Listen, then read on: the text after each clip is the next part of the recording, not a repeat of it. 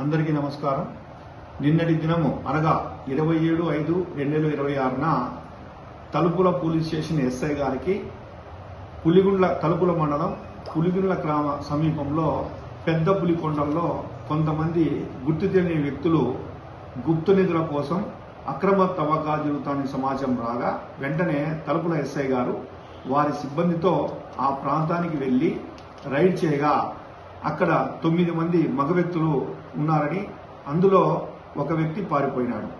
అంతటా ఎస్ఐ గారు వాళ్ళందరినీ విచారించగా వీరు ఈ పెద్ద పులికొండల్లో గుప్త నిధులు ఉన్నాయని, వాటిని తవ్వి ఎక్కువ లాభాలు పొందిన ఉద్దేశంతో అక్కడికి వచ్చినట్టుగా తెలుస్తున్నది.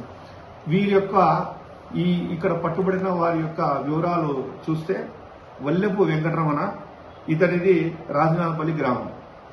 అదేవిధంగా వల్లెపు హరిప్రసాద్, ఇతను వెంకటరమణ యొక్క కుమారుడు, ఇతన్ని కూడా రాజనాలపల్లి గ్రామం. అదేవిధంగా షేక్ అబ్దుల్ హమీద్, ఇతన్ని చిత్రకేర ఏరియా కర్ణాటక రాష్ట్రము, ఒస్పేట్ టౌన్ కర్ణాటక రాష్ట్రం.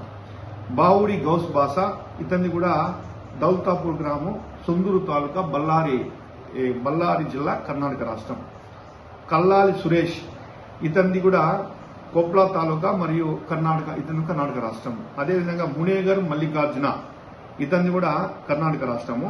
బిఆర్ జగదీష్, ఇతన్ని కూడా కర్ణాటక రాష్ట్రం. సిహెచ్ సుబైర్ అనేది ఇతన్ని కేరళ రాష్ట్రం. అదేవిధంగా వీరిలో గంగాద్రి అని అతను రాజనాలపల్లి గ్రామం, ఇతను పారిపోవడం